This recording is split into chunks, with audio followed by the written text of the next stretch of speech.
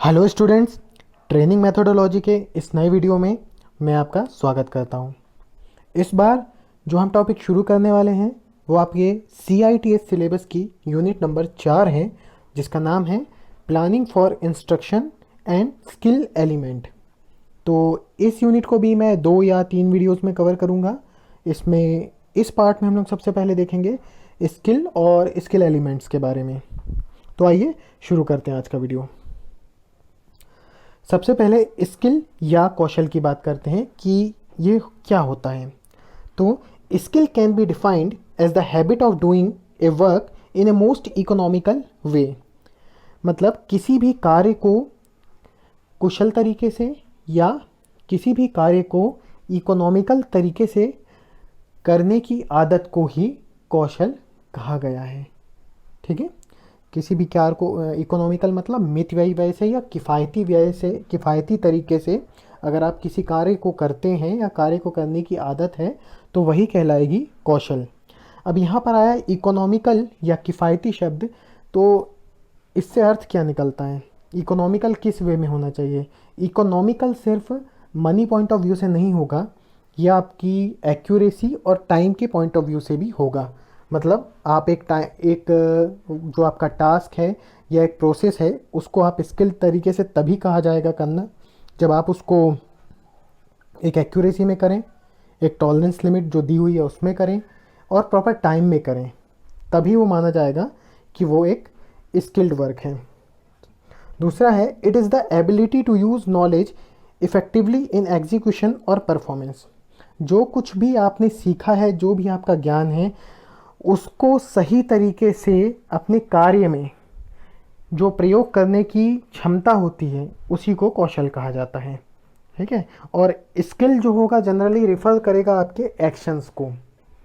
Skill generally आपके actions को होगा, क्योंकि आपका ये थ्योरी नहीं है कि आपको ट्रांसफ़र या आप जो भी सीख रहे हैं वो थ्योरेटिकल फॉर्म में हो रहा है, ये प्रैक्टिकली फॉर्म में होता है। तो यहाँ पर एक्शन को रिफ़र करता है स्किल। तो आई होप ये डेफिनेशन जो है स्किल की या बेसिक कंसेप्ट है ये आपको समझ में आया होगा। आगे देखते हैं basic elements of skill. Skill के 3 बेसिक एलिमेंट्स बताए गए हैं। सबसे पहला होता है एक्यूरेसी। एक्यूरेसी का मतलब होता है शुद्धता। अब अगर मैं एक्यूरेसी की बात करूंगा तो सिंपल सा इसका मीनिंग ये है कि जो भी आपका जॉब है, जो भी आपका टास्क है, उसको आप उसकी जो भी डायमेंशनल रिक्वायरमेंट या जो भी स्पेसिफिक रिक्वायरमेंट थी उसके कितने करीब गए, उसके कितने नज़दीक आप पहुंच जाते हैं, वो कहलाती है एक्यूरेसी। दूसरे शब्दों में से टॉलरेंस भी कहा जाता है। एक एग्जांपल लेते हैं कि मान लीजिए एक कंपटीशन रखा गया है, उसमें 2 लोगों को एक गड्ढा खोदने के लिए वो बोला गया है 5-5 मीटर का उनको गड्ढा करना था। ठीक है, और एक उनको प्रॉपर टाइम दे दिया गया कि इतने टाइम में आपको इसको कंप्लीट करना है। ठीक है, अब क्या हुआ, दोनों ने गड्ढा खोदना शुरू करा। एक फ़िक्स टाइम के बाद जो भी जज थे, जिन लोगों ने देखना था कि कैसा इन्होंने परफॉर्म किया है, जाकर उन्होंने होल का मेज़रमेंट लिया। पहले व्यक्ति ने 4.5 मीटर खोजा था और दूसरे व्यक्ति का जब नापा तो 4 मीटर 998 सेंटीमीटर, इतना उन्होंने खोदा था। तो क्या है, ये जो दी गई डायमेंशन थी, दूसरा वाला जिसने 4 मीटर 998 सेंटीमीटर खोदा वो डायमेंशंस के ज़्यादा करीब था। उसने अटेन करा उस किसको, उस रिक्वायरमेंट को जो कि उस पर्टिकुलर जॉब की थी। कितना नज़दीकी से करा वही कहलाता है शुद्धता या एक्यूरेसी। दूसरे शब्दों में इसे टॉलरेंस भी कहा जाता है। दूसरे एलिमेंट की बात करते हैं जो है speed. Speed is nothing but आप अपने जॉब को कितने टाइम में कंप्लीट करते हैं वही कहलाएगा स्पीड। और कोशिश करा जाएगा कि minimum time to complete the job अगर मैं बोलूँ तो वो कहलाएगा स्पीड। ठीक है, अब बात करते हैं कि स्पीड या एक्यूरेसी, ये दोनों की जो मैंने बात करी, क्या ये एक बार में हो जाएगी डेवलप? नहीं, ये एक बार में डेवलप होने वाली चीज़ नहीं है। It is a continuous process. आप बार बार बार बार बार जॉब को प्रैक्टिस करेंगे, आप एक अच्छी एक्यूरेसी के साथ जॉब या टास्क को परफॉर्म करेंगे, और मीनवाइल आपका टाइम भी उसको उस प्रोसेस को करने में या उस टास्क को करने में कंटिन्यूसली टाइम भी डिक्रीज़ होगा। तब आप इफ़िशिएंट कहलाएंगे, तब आप स्किल्ड कहलाएंगे, और मैं ब्रॉड वे में बात करूँ तब आप स्किल्ड कहलाएंगे। तो स्किल का एक और एलिमेंट की बात करते हैं जो है तीसरा एलिमेंट, वर्कमैनशिप, या जिसे कहा जाता है कार्यकुशलता। कार्यकुशलता क्या होता है? Efficiency of doing work. In simple language में बात करूँ, efficiency of doing any work is called workmanship, मतलब कार्य करने की दक्षता को। अब कार्य करने की दक्षता से यहाँ पे संबंध इस चीज़ से है कि जब आप कोई टास्क परफॉर्म करते हैं तो उसके साथ आपको बहुत सारी tools, equipments, machinery, safety equipments, इन सब के बीच में कोऑर्डिनेशन रखना पड़ता है, इनकी प्रॉपर हैंडलिंग करना पड़ती है, एक डिसिप्लिन मेंटेन करना पड़ता है। तभी आप एक प्रॉपर कोऑर्डिनेशन और डिसिप्लिन के साथ ये जो दो एलिमेंट हैं ऊपर के, एक्यूरेसी और स्पीड, इनको अचीव कर पाते हैं with the help of this. अगर आपकी वर्कमैनशिप, कार्यकुशलता अच्छी है तो आप एक्यूरेसी और स्पीड, इन दोनों को क्या कर पाते हैं, अचीव कर पाते हैं। तो ये थे 3 एलिमेंट्स स्किल के। और मैं आपको एक चीज़ बताऊं कि इन्हें आप इसी क्रम में याद रखें। कई बार एग्जाम्स में डायरेक्ट पूछ लिया जाता है कि which of the following is the first और second element of the skill. तो वहाँ पर आपको पता होना चाहिए कि फर्स्ट एलिमेंट एक्यूरेसी को रखा है, सेकंड स्पीड को और थर्ड वर्कमैनशिप को। तो आई होप कि एलिमेंट्स क्या थे स्किल के आपको समझ में आए होंगे। आगे देखते हैं कैरेक्टरिस्टिक्स ऑफ स्किल, मतलब कौशल की अभिलक्षण या कौशल की विशेषताएं भी बोल सकते हैं आप इसको। सबसे पहला होता है चेन और मोटर रिस्पॉन्स। तो सबसे पहले बात करेंगे कि रिस्पॉन्स क्या होता है। तो रिस्पॉन्स हम लोग पहले भी बात कर चुके थे कि कोई एक स्टिमुलस है, ठीक है, स्टिमुलस के कारण जो आपकी बॉडी रिएक्शन कर रही है, ठीक है, उसको क्या हुआ, स्टिमुलस के कारण क्या होंगे, आपकी सेंसेस एक्टिव हो जाएंगी, है ना। सेंसेस की एक्टिव क्या होगी, सेंसेशन बनाएगी, और ये सेंसेशन क्या करेगा, माइंड को सिग्नल भेजेगा, जिसके एवज में माइंड बॉडी के कुछ पार्ट्स को एक्सटर्नली या इंटरनली कुछ काम करने के लिए बोलता है, जिसे हम रिएक्शन बोलते हैं, ठीक है। तो जब आप एक स्किल को परफॉर्म कर रहे हैं, जब आप एक स्किल को करने के लिए बोला जा रहा है, तो बहुत सारे छोटे छोटे छोटे छोटे काम आपको करने होते हैं, ठीक है। बहुत सारे छोटे छोटे रिस्पॉन्सेज होते हैं, ठीक है, जो कि जनरेट होते हैं। जैसे मान लीजिए आपको एक जॉब बनाने के लिए दिया गया, तो सबसे पहले भाई आप उस जॉब को हाथ में लेकर या जो आपका प्रॉब्लम है उसको देखते हैं। अगर उससे रिलेटेड ऑलरेडी वैसे का वैसा ही आपके सामने एक जॉब बनाया गया है, तो आप देखते हैं, आपकी आँखों का मूवमेंट, आपकी आँखें होती हैं, वो सबसे पहले जॉब को देखती हैं, संवेदनाएं जाती हैं, एक रिस्पॉन्स जनरेट करता है, माइंड एक मैप बनाना चालू करता है कि मुझे किस तरीके से करना है। आप जॉब को होल्ड जब करते हैं, बेंच वाइज पर लगाते हैं, फाइलिंग करते हैं, इस समय आपकी उंगलियां काम कर रही हैं, उस समय आपके पैर काम कर रहे हैं, तो क्या होता है, छोटे छोटे रिस्पॉन्सेज क्या होते हैं, आपस में जुड़ते जाते हैं। और ये जब रिस्पॉन्सेज आपस में जुड़ते हैं तो इसी को बोला जाता है चेन रिस्पॉन्स या मोटर रिस्पॉन्स, ठीक है। इसी को कहा जाता है चेन रिस्पॉन्स या मोटर रिस्पॉन्स। आगे बात करते हैं दूसरे कैरेक्टरिस्टिक की, जो है मूवमेंट कोऑर्डिनेशन, मतलब गति समन्वय। अब क्या है, ये छोटे छोटे रिस्पॉन्सेज आ रहे हैं और ये रिस्पॉन्सेज क्या करेंगे, आपस में जुड़ते जाएंगे, आपस में कोऑर्डिनेशन लाएंगे, ठीक है। कोई काम ऐसा अकेला नहीं होगा कि हाथ एक अलग डायरेक्शन में काम कर रहा है जबकि पैर उसका साथ नहीं दे रहे हैं, या आइज़ और हैंड मूवमेंट प्रॉपर नहीं बन रहा है जिसके कारण आप काम नहीं कर पा रहे हैं। ऐसा नहीं होता है। क्या होता है, आपकी जो सेंसेस होती हैं, जो आपके जो रिस्पॉन्सेज होते हैं, उनमें एक कोऑर्डिनेशन होना शुरू हो जाता है। ये कहलाता है मूवमेंट कोऑर्डिनेशन या गति समन्वय। और तीसरा होता है रिस्पॉन्स पैटर्न। जब भी ये कोऑर्डिनेशन होगा, आपका रिस्पॉन्स एक पैटर्न में आगे बढ़ेगा, एक पर्टिकुलर डायरेक्शन में आगे बढ़ेगा, ठीक है। जैसा कि हम लोगों ने पिछले चैप्टर में जो करा था, साइकोलॉजी ऑफ लर्निंग वाला, जब भी हम लोगों ने करा था, उसमें हम लोगों ने देखा था स्टिमुलस रिस्पॉन्स जो थ्योरी थी, उसमें क्या हो रहा था, responses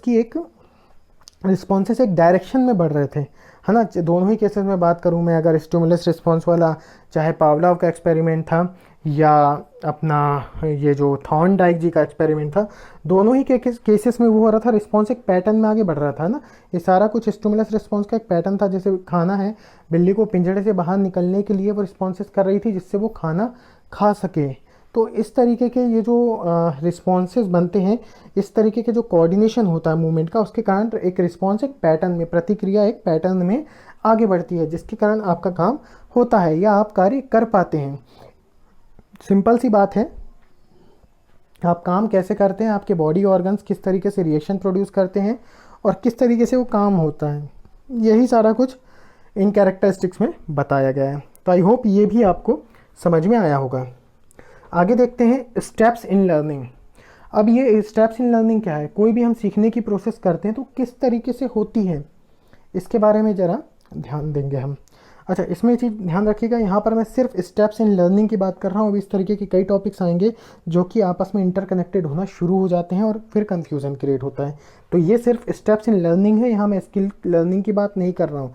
it can be any kind of learning, it can be theoretical learning और as well as practical learning और स्किल लर्निंग। ठीक है, तो स्टेप्स इन लर्निंग क्या होती हैं देखते हैं। सबसे पहली स्टेप होती है एक्विजिशन फेज। एक्विजिशन फेज होती है मतलब अधिग्रहण की अवस्था, मतलब किसी भी चीज़ को आपके दिमाग में अंकित कर देना, बिठा देना, वो कहलाता है एक्विजिशन। ठीक है, अधिग्रहण कर लेना, नेल कर देना। जैसे मान लीजिए अभी ये वीडियो चल रहा है, ये सारी जानकारी I want to nailed in your mind. ठीक है, तो ये कहलाएगा अधिग्रहण अवस्था। इसमें दो चीज़ें इंपॉर्टेंट होंगी, एक होता है अटेंशन, मतलब जिसको बोलते हैं ध्यान केंद्रित करना, और दूसरा होता है रिटेंशन। ठीक है, माफ़ कीजिएगा, दूसरा होता है परसेप्शन। परसेप्शन क्या होता है, आपकी पूर्व धारणा होती है या पूर्व अनुभव भी कहा जा सकता है। ठीक है, तो ये दोनों फैक्टर इस एक्विजिशन फेस में बहुत ज़्यादा काम करते हैं अधिग्रहण अवस्था करने में। ध्यान केंद्रित करना तो बिल्कुल सीधी सी बात है कि जब किसी टॉपिक को कोई टीचर शुरू करता है तो वो क्या करता है, स्टूडेंट्स की इच्छा को जनरेट करता है, वो उसकी उस टॉपिक के लिए उस स्टूडेंट के मन में आवश्यकता बना देता है ना। और जब आवश्यकता होगी तो उसकी इच्छा बनेगी, इच्छा बनेगी तो उसमें उसका इंटरेस्ट आएगा, कोई मोटिवेशन जगाकर उसका इंटरेस्ट लाया जा सकता है, और अल्टीमेटली क्या होगा, वो अटेंटिव हो जाता है, वो अटेंशन देता है, तो ध्यान केंद्रित करना वो शुरू कर देता है। दूसरा होता है जो हमारा, जिसकी हमने बात की थी परसेप्शन की, मतलब पूर्व धारणा या किसी चीज़ का अनुभव या संवेदना करना। तो भाई सीधी सी बात है, किसी भी चीज़ को आप देख रहे हैं तो देखने का मतलब सिर्फ देखना नहीं है, उसको देखकर समझने का भी मतलब होता है। तो ये आपकी तत्परता से मतलब होता है, आप देख रहे हैं सब कुछ, आपको याद है आपने देखा है, लेकिन आप उसे समझना नहीं चाहते या समझ नहीं रहे हैं। ठीक है, तो वो किसी काम का नहीं रहेगा। तो ये दूसरा कुछ जो होता है ये परसेप्शन से रिलेटेड होता है, और टीचर इसका यूज़ करता है और उसको कोशिश करता है कि सीखने के लिए तत्पर हो जाए, प्रशिक्षु सीखने के लिए तत्पर हो जाए। जहाँ तत्परता आएगी वो अपने अनुभव, पूर्व धारणा के अनुभव क्या होता है, पुरानी धारणा है, कुछ पुराना अनुभव क्या होता है, पुराना सीखा हुआ, पुराना देखा हुआ, और जब उनके मीनिंग निकालने लग जाएगा, वो जब उनका मीनिंग निकालने लग जाएगा तो वो उसके दिमाग में अंकित होना शुरू हो जाएगा, उसको समझने लगेगा, तो उस दिमाग उसको अधिग्रहण करने लगेगा। तो ये पहला फेस है जिसे कहा जाता है एक्विजिशन फेस। दूसरा होता है फेस ऑफ रिटेंशन। अब क्या है, आपके दिमाग में कोई इन्फॉर्मेशन हमने नेल्ड कर दी, स्टोर कर दी, लेकिन अब उसे वहाँ पर ये जो अवधारण, इसको रिटेंशन को बोलते हैं, अवधारण रखना, बनाए रखना, उसको वहाँ पर बनाए रखना ज़रूरी है। और कोई काम कब बना रहेगा, सीधी सी बात है, एक इंसानी हैबिट होती है कि कोई काम हम बार बार करते हैं, या अगर हम कोई काम ज़्यादा टाइम तक नहीं करें तो उसको भूल जाते हैं। ठीक है ना, जैसे हमने अगर कोई काम स्टैंडर्ड 5th में कोई क्राफ्ट का काम करा होगा, या क्लास 6 में कोई क्राफ्ट या कोई ऐसा ड्राइंग का काम होगा जो वहाँ पर कंटिन्यूसली होता था, हमने करा, हमारे दिमाग में था, लेकिन आज करने को बोला जाए तो हम उसे भूल गए। क्यों? क्योंकि उसे रिटेंशन नहीं किया माइंड ने, उसे हमने अगर उसको प्रैक्टिस में नहीं लाए तो माइंड ने उसे हटा दिया, वो बना नहीं रख सकता माइंड में। इसी का उल्टा कंसेप्ट प्रयोग करते हैं लर्निंग में कि कोई काम आप बार बार करो, वो आपको याद रहेगा, आपकी मेमोरी में ज़्यादा बना रहेगा। ठीक है, लॉ ऑफ मेमोरी में हम लोगों ने पढ़ा था, लॉ ऑफ रिपीटेशन, कहीं कहीं ये उससे रिलेट खाता है ये। ठीक है ना, तो रिटेंशन मतलब वहाँ पर बना तभी रहेगा जब आप उस काम को बार बार करेंगे, तो वो कहलाता है फेस ऑफ रिटेंशन। और तीसरा होता है, अब आपने एक्विजिशन कर लिया, रिटेंशन हो गया, लेकिन तीसरा मोस्ट इंपॉर्टेंट फेस होता है एप्लीकेशन फेस, जिसे कहा जाता है अनुप्रयोग अवस्था।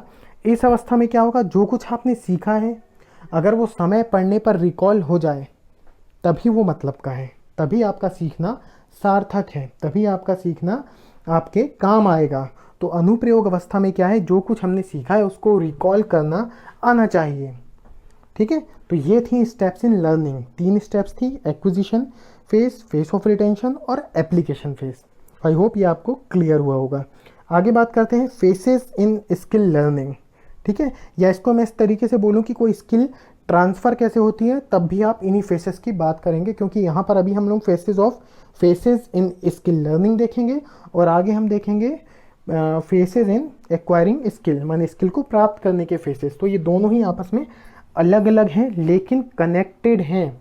सीखना और सिखाना, ये दोनों ही चीज़, एक ट्रांसफ़र करना और प्राप्त करना, ये दोनों ही चीज़ आपस में कहीं ना कहीं कनेक्टेड होंगी एक दूसरे से, तो कन्फ्यूज़न क्रिएट करेंगी। तो फेसेस इन स्किल लर्निंग, या मैं बोलूँ स्किल की ट्रांसफरिंग की फेसेस क्या होंगे उसकी बात करते हैं। इसमें सबसे पहला है कॉग्निटिव फेज। कॉग्निटिव मतलब होती है संज्ञात्मक अवस्था।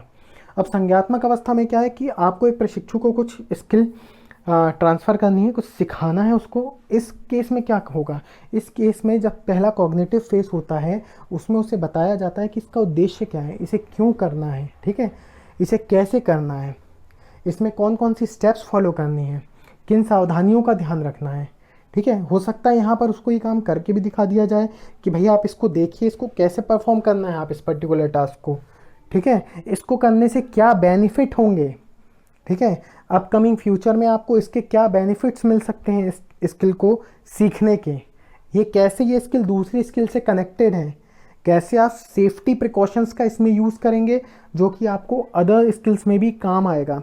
तो इस तरीके का जो है कि क्या, क्यों, कैसे, ये सारा कुछ, ये सारे क्वेश्चंस, ये सारी प्रोसेस, ये सारा कुछ आता है कॉग्निटिव फेज के अंदर, जैसे कहा जाता है संज्ञात्मक अवस्था, ठीक है। दूसरा फेस आता है फिक्सेशन फेस, या इसे जीरो एरर का फेस भी कहा जाता है।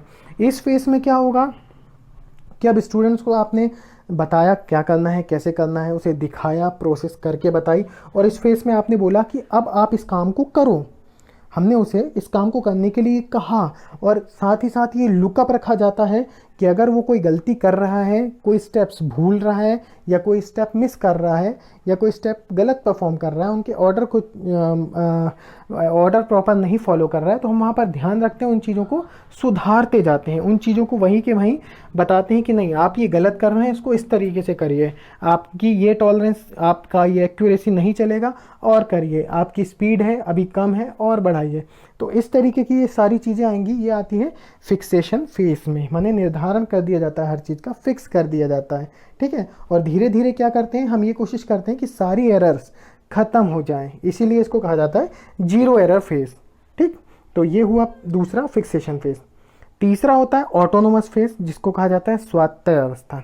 अब स्वायत्त अवस्था में क्या है, एक बार जब आप इस स्टेज तक पहुंचा दिया स्टूडेंट को कि अब वो अपने से काम कर सकता है, ठीक है, अब आपने जीरो एरर बना दिया, और अब आपने उसे बोल दिया कि now you can do this task alone, अब आप अकेले भी कर सकते हैं, आप स्वतंत्र हैं, ऑटोनोमस हैं, आप अपनी नई टेक्निक्स लगाइए, आप अपना कुछ आपको लगता है कि और इसे कैसे बेहतर ढंग से करा जाता है करिए, लेकिन अब वो क्या करेगा, उन एरर्स को दोहराएगा नहीं। आपका जो मोटो था कि इस स्किल को, इस बंदे को सीख जाना है, या इस स्टूडेंट को सीखना है, और वो उसे सीख चुका है, अगर वो अकेले परफॉर्म कर रहा है, अगर वो ऑटोनोमस स्टेट में काम कर रहा है, मतलब वो उस स्किल को सीख चुका है।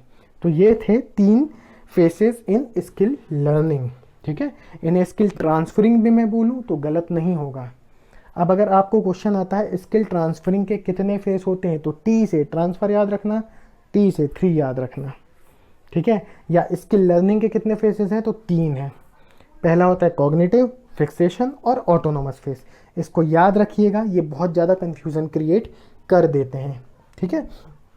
आगे बात करते हैं फेसेस ऑफ एक्वायरिंग स्किल। अब कोई स्किल है, हम तो सिखा रहे हैं, सीखना कैसे हो रहा है, उसकी प्राप्ति कैसे हो रही है स्टूडेंट को, ये हो गया स्किल प्राप्ति या एक्वायरिंग करना। तो कौशल की प्राप्ति कैसे हो रही है, उनके फेसेस की बात कर रहे हैं। सबसे पहला होता है ऑब्जर्वेशन फेस, इसमें 4 होते हैं।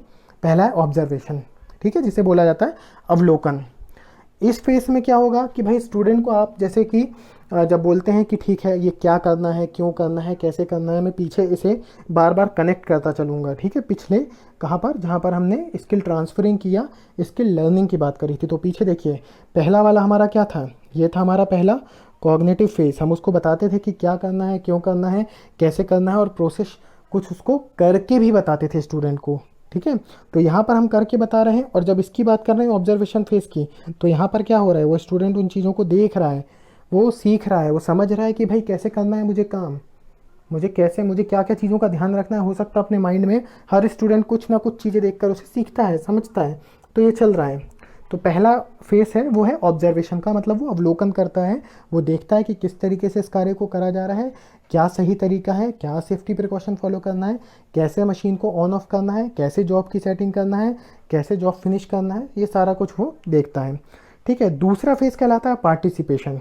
मीनवाइल ये फेज़ भी तकरीबन ऑब्जर्वेशन के बाद शुरू हो जाता है, जब अगर एक टीचर है वो डेमो करके बता रहा है स्टूडेंट को, जैसा कि मैंने अभी पिछले आपको बताया था स्किल ट्रांसफरिंग में, वो कॉग्निटिव फेस में बताता है कि इस काम को कैसे करना है, हो सकता है वो परफॉर्म करके भी बताए कि इस स्किल को आपको कैसे करना है।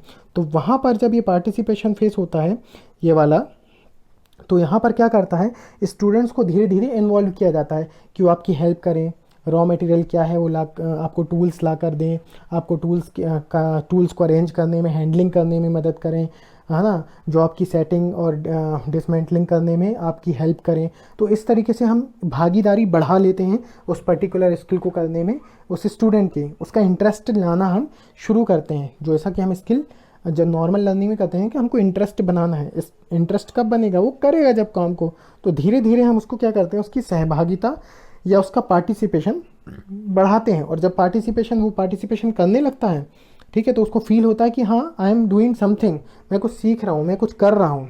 लेकिन ऑटोमेटिकली प्रोसेस हम पीछे से फॉलो कर रहे थे कॉग्निटिव फेस के थ्रू, अगर हम उसको ट्रांसफ़र कर रहे हैं, और स्टूडेंट अपना पार्टिसिपेशन धीरे धीरे बनाने लगता है। ठीक है, तो ये दूसरा फेस था पार्टिसिपेशन का। तीसरा होता है इमिटेशन। तीसरा फेस है इमिटेशन, मतलब होता है अनुकरण करना या नकल करना। तीसरे फेस में हम स्टूडेंट को बोलते हैं कि अब आप इस जॉब को परफॉर्म करिए, अब आप इस जॉब को परफॉर्म करिए, और हम एक प्रॉपर गाइडेंस रख रहे हैं, है ना। तो स्टूडेंट को बोल दिया, अब स्टूडेंट उस जॉब को कोशिश कर रहा है कि हम अपने इंस्ट्रक्टर की तरह या जो भी हमको बताया गया है उस तरह से उसको फॉलो करें। उसमें कुछ गलतियाँ होती हैं, वो आपसे आके पूछता है इसको कैसे करना है, इवन दो हम खुद उसे गाइडेंस में रखे हुए हैं, बट ठीक है वो हमसे आकर पूछ रहा है, दैट इज़ वेरी गुड। हम उसको बताते हैं इसको इस तरीके से करिए, इसमें ये स्टेप करिए, या जॉब को चेक कराया जाता है बार बार, तब बताया जाता है कि इसमें ये सुधार करिए। तो नकल ये जो है, ये नकल का स्टेट आता है, इसमें वो अपनी गलतियों को सुधारता जाता है और आगे बढ़ता जाता है। और चौथा आता है रिपीटेशन। ये प्रोसेस कंटिन्यूसली चलती है और बार बार इस काम को करते करते एक टाइम ऐसा आता है कि उसकी एक्यूरेसी बढ़ जाती है, उसका जो टाइम टेकन होता है वो कम हो जाता है, और एक अच्छी वर्कमैनशिप डेवलप करने के साथ साथ वो उस स्किल को प्राप्त कर लेता है, वो स्किल वो सीख जाता है जो कि वो हम लोग चाह रहे थे ट्रांसफ़र करना। तो यहाँ पर अगर मैं पीछे बात करूँ, जो आपको फेसेस इन स्किल लर्निंग था, तो ये जो फिक्सेशन फेस मैंने आपको बताया था, ये वाला दूसरा फिक्सेशन फेस किसकी तरह है, फिक्सेशन फेस यहाँ पर इमिटेशन की तरह है भाई, कि क्या है, जहाँ पर हम लोग चाह रहे हैं कि भाई वहाँ पर जीरो एरर बने फिक्सेशन जोन में, फिक्सेशन फेस में, वैसा ही यहाँ पर इमिटेशन में हो रहा है कि भाई वो नकल कर रहा है और आपसे गाइडेंस ले रहा है, आप गाइडेंस दे रहे हैं, उसकी गलतियों को कम कर रहे हैं, अल्टीमेटली वो जीरो एरर बन रहा है। और ये जो रिपीटेशन वाला फेस है, धीरे धीरे अब क्या है, उसको उस स्किल को परफेक्ट करना है, हमने छोड़ दिया भाई अब करो, गलतियां नहीं कर रहे हैं, अब आप क्या कर रहे हैं, आप अपना टाइम मैनेज करो, एक्यूरेसी और ज़्यादा लाओ, एक अच्छी वर्कमैनशिप डेवलप करके उस टास्क में या उस स्किल में आप पारंगत हो जाओ, उस कौशल को करने के लिए बोलना चाहिए कि आप बहुत ही अच्छी तरीके से उस स्किल को अपने में सीख लें, उतार लें। तो ये थे फेसेस ऑफ एक्वायरिंग स्किल, या आई होप ये आपको समझ में आया होगा। ऑब्जर्वेशन, पार्टिसिपेशन, इमिटेशन और रिपीटेशन, ये 4 फेस होते हैं एक्वायरिंग स्किल के। ठीक है, तो आई होप कि ये वीडियो आपको समझ में आया होगा, है ना, आपको समझ में आया होगा, मैंने नेल्ड कर दिया होगा आपके माइंड में, ठीक है ना, आपके माइंड में मैंने नेल्ड करा होगा।